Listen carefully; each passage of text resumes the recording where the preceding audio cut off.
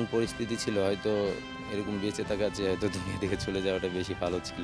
নিজের পেটের দায়ে রাস্তায় নেমেছি, কাজ করতেছি, কাজ করে খেতে হবে। ফুটবল খেলাটাই কি মনে হচ্ছে একটা অভিশাপ ছিল বা জীবনের সবচেয়ে বড় ভুল সিদ্ধান্ত ছিল? ওইটা আমার নসিবে ছিল, আমার কপালে ছিল ভাইয়া। ভুল সিদ্ধান্ত, আল্লাহ না চাইলে তো কোনো কিছুই সম্ভব না। আল্লাহ চাইছে বিধায় আমি খেলাধুলা করছি, আল্লাহ চায় নাই তাই আমি খেলাধুলা থেকে বাইরে আছি। জীবন মানুষকে কত রঙই না দেখায়। যে বয়সে মাঠ কাঁপানোর কথা, গ্যালারির হাততালিতে ভেসে যাওয়ার কথা, ঠিক সেই সময়টাতে মোহাম্মদ টিপু ছুটছেন বরিশালের রাস্তায়। হাতে থাকার কথা ছিল গোলকিপারের গ্লাভস, কিন্তু বাস্তবতার চাপে সেই হাতে আজ অটোরিকশার স্টিয়ারিং, দুবেলা আহার, পরিবারকে বাঁচিয়ে রাখার লড়াই। এই লড়াইটাই এখন তার একমাত্র ম্যাচ। স্বপ্ন এখানে ডানা মেলেছিল উঠতে, কিন্তু 3 চাকার অটোরিকশার ভেতরেই থমকে গেছে সব। বড় ফুটবলার হওয়ার স্বপ্ন আটকে গেছে এক নির্মম বাস্তবতার জালে। বরিশাল জেলা দল থেকে উঠে এসে 2021-22 মৌসুমে ঢাকার দ্বিতীয় বিভাগ ফুটবল লিগে খিলগাঁও ফুটবল একাডেমি জার্সিতে খেলেছিলেন এই তরুণ গোলকিপার। ভবিষ্যৎ তখন হাতছানি দিচ্ছিল, কিন্তু কমলাপুরে হঠাৎ ঘটে যাওয়া এক দুর্ঘটনা সব আলো নিভিয়ে দেয় মুহূর্তেই। লিগামেন্ট ইনজুরি, 9 মাসের বেড রেস্ট। ফিরে দাঁড়াতে প্রয়োজন ছিল অপারেশন, প্রয়োজন ছিল মোটা অঙ্কের টাকা, যেটা জোগাড় করার সামর্থ্য ছিল না টিপুর। আমি 2021-22 মৌসুমে ঢাকা সেকেন্ড ডিভিশন লিগ খেলছিলাম খিলগাঁও ফুটবল একাডেমিতে। তখন আমাদের দ্বিতীয় ম্যাচ চলাকালীন সময় আমি ইনজুরি হয়ে আমার লিগামেন্টে আঘাত লাগার পর সেই থেকে আমি এখন পর্যন্ত প্রায় 3 বছর আমি ইনজুরিতে আছি। তো এর আগে আমি বরিশাল জেলা টিমকে অনেক বছর সার্ভিস দিয়েছিলাম, 7-8 বছরের মধ্যে সার্ভিস দিয়েছি। তো সেইখান থেকে কোনো সাড়া শব্দ পাই নাই এবং ক্লাব কর্তৃপক্ষ আমার সাথে কোনো আলাপ আলোচনা করে নাই। সেজন্য এখন আমি আমার বাস্তবতাকে মেনে নিয়ে আর কপাল সবকে ছেড়ে দিয়ে আমি আমার পরের ইনকাম রুজি আমার গাড়ি চালাচ্ছি আমি নিজের রাস্তায়।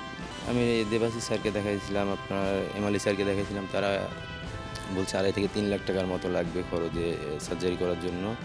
তো আমি সার্জারিটা টাকা ম্যানেজ করতে পারিনি বিধায় করানো হয় নাই। বিপদের দিনে পাশে দাঁড়ানোর মতো কাউকে পাননি তিনি। চুক্তির কিছু টাকা দিয়ে চিকিৎসা চললেও অপারেশনের দায় নেয়নি কেউ। একাই শুরু করতে হয় জীবন যুদ্ধ।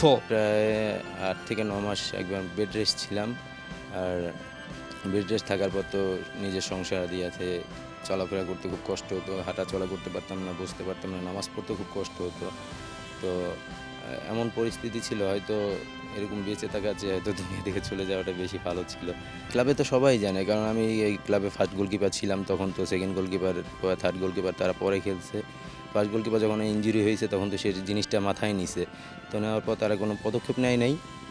বাট আমার কিছু কন্ট্রাক্টের টাকা ছিল, ওই টাকা নিয়ে আমি নিজে মোটামুটি ট্রিটমেন্ট করাইছি, ডাক্তার দেখাইছি। আর দেখানোর পরে তাদের সাথে আলাপ করছি, তারা সেটার কোনো সারা শব্দ দেয় নাই। পেটের দায়ে ধার দেনা করে বরিশালে কিনতে হয় অটোরিকশা। একদিকে ঋণের পাহাড়, অন্যদিকে লিগামেন্টের তীব্র ব্যথা। ফুটবল মাঠে কারো খেলা দেখলে অভিমানে আফসোসে পুড়ে যায় বুকটা, কিন্তু বাস্তবতা নির্মম। স্বপ্ন নয়, আগে জোগাতে হয় খাবার, মাঠে ফেরা এখন অনেক দূরের পথ। অবশ্যই খারাপ লাগে। একসময় তো যখন আমি খেলাধুলা করছি, দর্শক হিসেবে অনেকে হাততালি দিতে ভালোবাসছে, সেই জিনিসটা খুব মনে পড়ে। আর খেলাধুলার মাঝখানে থাকতে পারলে নিজের কাছেও ভালো লাগে। খেলাধুলা দেখতে যাই, খুব খারাপ লাগে তখন মাঠে খেলা দেখতে গেলে, যে কি একটা বিপদ আমার হয়ে গেল, আমি আজকে এতটা দূরে আছি। যদি আমি সুস্থ থাকতাম তাহলে তো হয়তো আমি অবশ্যই খেলাধুলা করতাম। নিজেকে সামলাই নিতে খুব কষ্ট হয় যখন মাঠে যাই খেলা দেখি, নিজের মাঠে খেলা দেখি, প্র্যাকটিস দেখি, তখন খুব খারাপ লাগে আমার কাছে। হ্যাঁ, আমি লজ্জার কারণে মুখ তুলে ফুটে কারো কাছে কিছু বলতে পারি নাই। দ্বিতীয়ত আর কেউ এখন পর্যন্ত কেউ কোনো সাড়া শব্দ দেয় নাই বা কেউ কোথাও থেকে হেল্পও করে নাই। শুধু আমার একটা ফ্রেন্ড আছে, সে খুব ভালো মাপের মানুষ। সে বলছে আমাকে যে টিপু, তুমি কি অল্প কিছু টাকা ম্যানেজ করো, তারপর আমরা দেখছি বাকি টাকা ম্যানেজ করতে পারি কিনা। কিন্তু আমার এমন পরিস্থিতি, আমি তো এত টাকা অল্প কিছু বলতে তো আপনার 1-2 লাখ টাকা আমার নিজের ম্যানেজ করা লাগবে। তারপর না একজনের কাছে হাত পেতে নেওয়া, হাত পেতে চাওয়া, সেটা হলো যে পরের ব্যাপার। নিজেই তো সোজা হয়ে দাঁড়াতে পারছি না, কীভাবে আরেকজনকে আমি কষ্ট দিব। আমার হাঁটাচলা করতে কষ্ট হচ্ছে, নামাজ পড়তে পারতেছি না, বসতে পারতেছি না, এমনকি ফ্ল্যাট ওয়াশরুমে যেয়ে বসা সম্ভব হচ্ছে না। তারপর এক জায়গায় অনেকক্ষণ বসে থাকলে পাটা এমনি ব্যথা হয়ে যায়। আর চলাফেরা খুবই আমার কষ্টদায়ক হচ্ছে। আমি এই যে হাঁটা চলা করি মাঝে মাঝে খুব ক্লান্ত মনে হয়। আর পাটা বুঝাইকে মানে পার ওখান থেকে শব্দ হয়, উঁচা জায়গা থেকে নিচা জায়গায় পা পড়লে পাটা টুইস্ট একটা শব্দ হয়। সেজন্য খুব নিজের কাছে খারাপ লাগে। যদি পারতাম তাহলে এটা করে নিজের সুস্থতা মনে করে চলাফেরা করতাম। এখন চলাফেরা করতেই কষ্ট হতো। টিপুর গল্প তার ক্লাব জানে, কিন্তু সময়ের ব্যবধানে হয়তো নামটাও ভুলে গেছে তারা। যে ছেলেটা ফুটবলার হওয়ার স্বপ্ন নিয়ে ছুটেছিল ঢাকায়, আজ সে যাত্রী নিয়ে পথে পথে ঘুরে বেড়ায়। মানিয়ে নিয়েছেন মানবত জীবন, তবু স্বপ্ন মরেনি। আজও চোখ বন্ধ করলে নিজেকে দেখেন গোল পোস্টের নিচে দাঁড়িয়ে। কিন্তু প্রশ্ন একটাই, এই স্বপ্ন বাঁচিয়ে রাখতে পাশে কে দাঁড়াবে? এটা সহ্য করার মতো তো কিছু নাই ভাই। আমার কপালে যা ছিল সেটাই হয়েছে। আর কে কী ভাবলো না ভাবলো সেটা বড় কথা না। আমি নিজের পেটের দায়ে রাস্তায় নেমেছি, কাজ করতেছি, কাজ করে খেতে হবে। আর নিম্ন শ্রেণীর মানুষদের একটু এরকমভাবেই চলাফেরা করতে হয়। কারোর কাছ থেকে ভালোবাসা পাবো, কারোর কাছ থেকে ভিক্ষা পাবো, সেই সব ম্যানেজ করেই চলতে হয়। চাওয়া পাওয়া বলতে আমি আল্লাহর কাছে ফরিয়াদ করি, আল্লাহ যদি আল্লাহর রহমত দ্বারা যদি আমাকে সুস্থ করে দেয় তাহলে তো আলহামদুলিল্লাহ সুস্থ, তা নাহলে তো আর সুস্থ হতে পারবো না। আমার পক্ষে এত টাকা ম্যানেজ করা সম্ভব হচ্ছে না যে আমি আবার নতুন করে, মনে চায় যে নতুন করে আবার জেলা টিমে খেলি, জেলা টিমেরকে সার্ভিস দেই, আবার একটু ফুটবল খেলতে নামি। পারতেছি না, নিজের পরিস্থিতির সাথে আগায় উঠতে পারতেছি না। আমার সহধর্মিণী আমাকে খুব হেল্প করছে, আমাকে অনেক সহযোগিতা করছে। হয়তো তার কারণে আজকে আমি এই গাড়িটা কিনতে পারছি। বাট কষ্টের কথা ভাই বলে প্রকাশ করার মতো না, যে চলাফেরা করতে কতটা কষ্ট হয় আর কতটা নিজের কাছে খারাপ লাগে বলতে। ফুটবল খেলাটাই কি মনে হচ্ছে একটা অভিশাপ ছিল, বা জীবনের সবচেয়ে বড় ভুল সিদ্ধান্ত ছিল? ওইটা আমার নসিবে ছিল, আমার কপালে ছিল ভাইয়া। ভুল সিদ্ধান্ত, আল্লাহ না চাইলে তো কোনো কিছুই সম্ভব না। আল্লাহ চাইছে বিধে আমি খেলাধুলা করছি, আল্লাহ চাই নাই তাই আমি খেলাধুলা থেকে বাইরে আছি।